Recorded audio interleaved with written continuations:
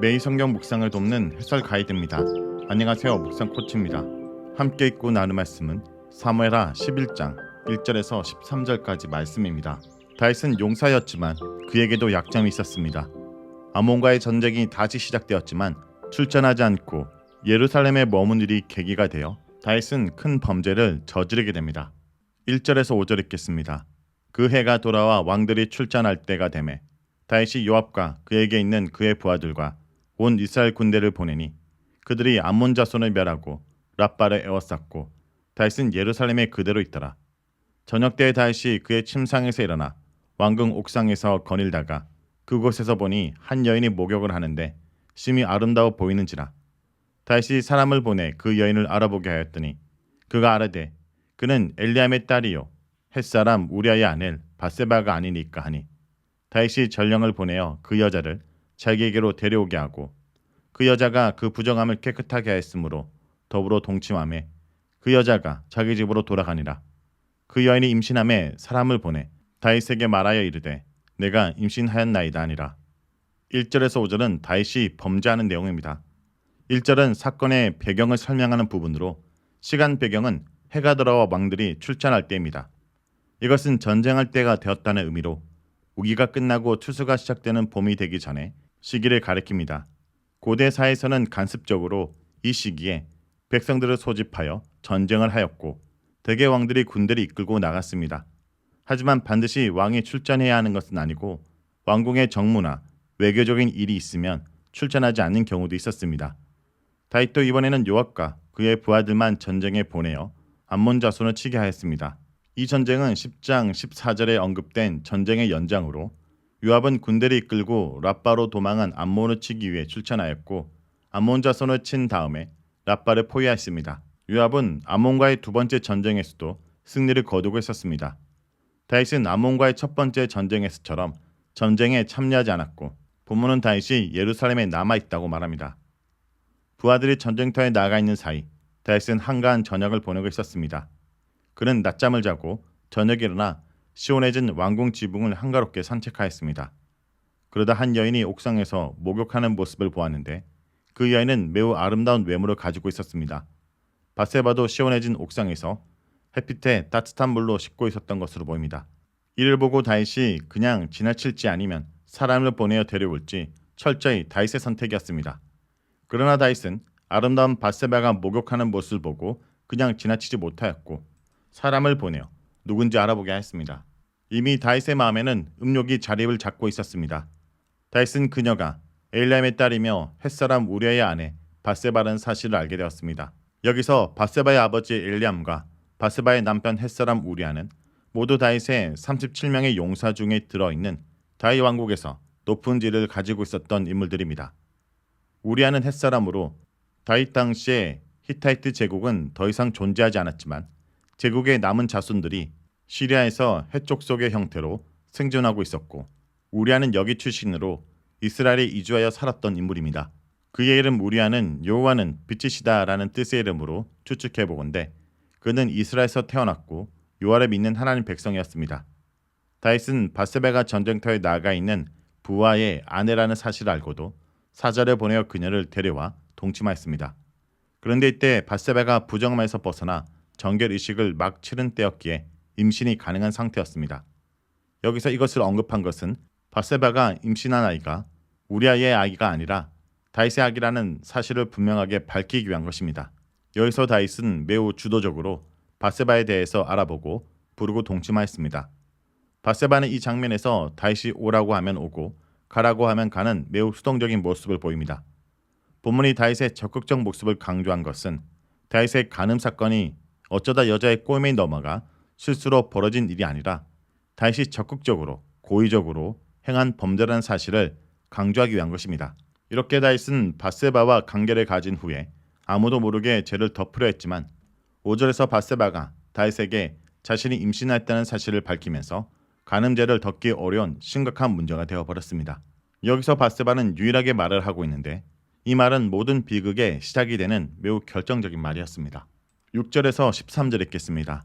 다윗이 요압에게 기별하여 햇사람 우리아를 내게 보내라 하매 요압이 우리아를 다윗에게로 보내니 우리아가 다윗에게 이르매 다윗이 요압의 안부와 군사의 안부와 싸움이 어땠는지를 묻고 그가 또 우리아에게 이르되 내 집으로 내려가서 바르시스라 하니 우리아가 왕궁에서 나가매 왕의 음식물이 뒤따라 가니라. 그러나 우리아는 집으로 내려가지 아니하고 왕궁문에서 그의 주의 모든 부하들과 더불어 잔지라. 어떤 사람이 다윗에게 아뢰되 우리아가 그의 집으로 내려가지 아니하였나이다.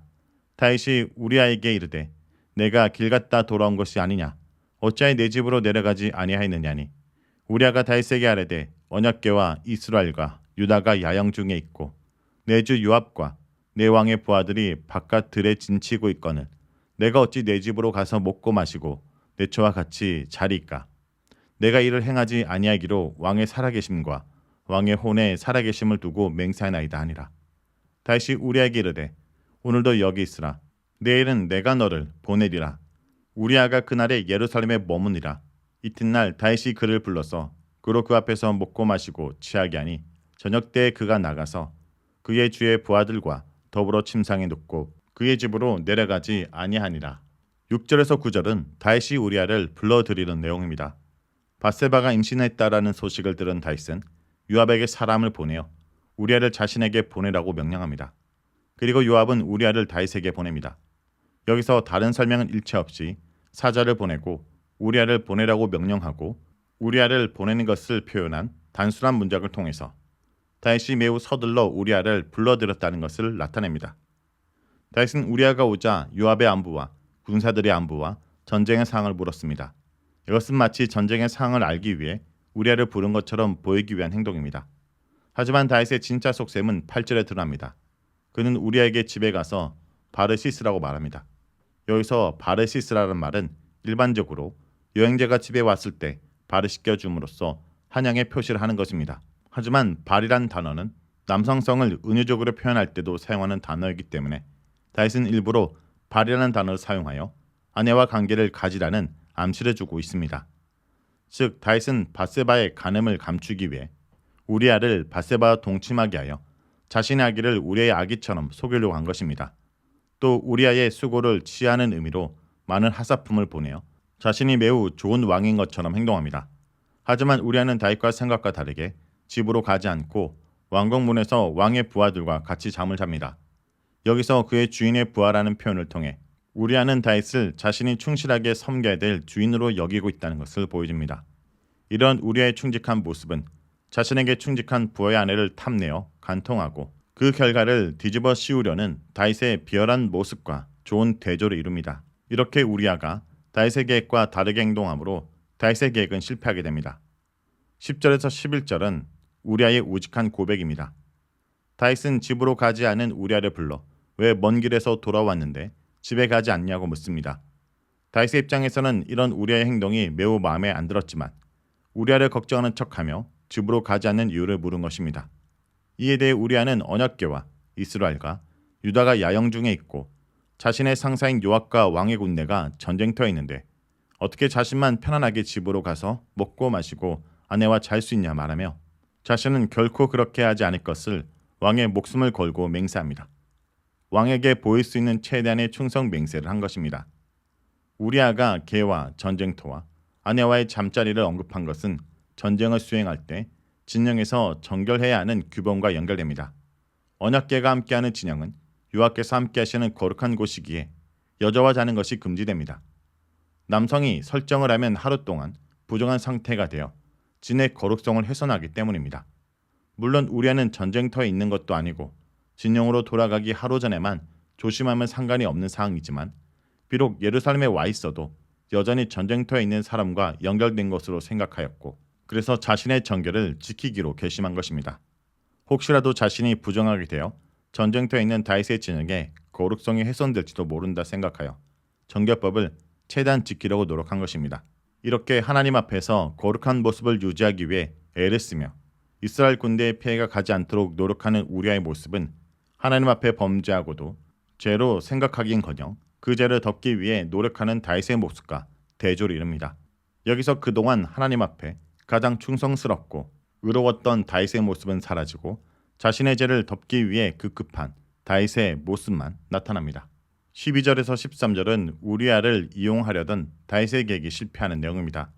다윗은 우리아가 자신에게 충성심 때문에 집에 들어가지 않았다는 사실을 알자 다시 한번 우리아를 집으로 보내어 바세바와 자기하려고 시도합니다. 다윗은 우리아에게 하루 더 예루살렘에 머물라 하며 내일은 보내주겠다 말합니다. 본문에서 우리아가 그날과 그 다음 날 예루살렘에 머물렀다라는 것은 다윗의 권고로 이틀 동안 예루살렘에 머물렀음을 의미합니다. 이것은 겉으로 보기에는 왕이 충성스러운 신하를 배려하여 하루 더 쉬게 해주는 것처럼 보입니다. 하지만 다윗의 진짜 속셈은 3절에 나오는데 그날 우리아를 불러서 그와 함께 먹고 마시며 일부러 우리아를 취하게 만들었습니다.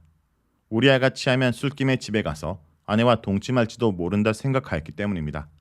그런데 다윗의 생각과는 달리 우리아는 술이 취한 상태에서도 집으로 가지 않고 어제처럼 부하들과 함께 잤습니다. 본문은 우리아가 집에 가지 않았다는 사실을 분명하게 언급하여 강조합니다. 우리아는 자신의 맹세를 충실하게 지킨 것입니다. 하지만 이런 우직한 충성심의 대가는 죽음이었습니다. 하나님과 왕에 대한 충성심 때문에 욕망을 참고 성문 앞에서 부하들과 밤을 보낸 우리아의 모습은 자기 욕망을 억제하지 못해 하나님에 대한 충성심을 버리고 부하에 대한 신의를 버린 다윗의 모습과 대조를 이룹니다. 자, 여기까지가 사무엘하 11장 1절에서 13절까지 말씀입니다. 오늘 말씀을 통해 우리는 무엇을 묵상하고 적용해야 될까요? 죄는 위장하고 감춘다고 해결되는 것이 결코 아닙니다. 다윗은 자신의 죄를 감추기 위해 우리아를 불러 바세바와 동침하도록 하려고 했습니다. 처음 시도가 실패로 끝나자 다시 시도하였습니다. 하지만 다윗의 이러한 시도는 죄에 대한 근본적 해결책이 아니었습니다. 죄는 위장하고 감춘다고 해서 결코 해결되는 것이 아닙니다. 성도 여러분, 아무도 모르게 비밀 내에 죄를 지었지만 죄의 결과는 결코 숨길 수 없다는 것을 잊어서는 안 됩니다. 죄를 짓게 되면 반드시 흔적이 남게 됩니다. 죄의 결과가 금방 나타나지 않는다고 해서 죄가 해결된 것이 아닙니다. 성도 여러분, 혹시 나에게도 덮어준 죄가 있지는 않습니까? 이제는 그 죄를 덮기 위한 헛된 위장술을 버리고 그리스도의 보혈에 의지하여 하나님께 자복하는 주의 백성들 되길 간절히 기도드립니다.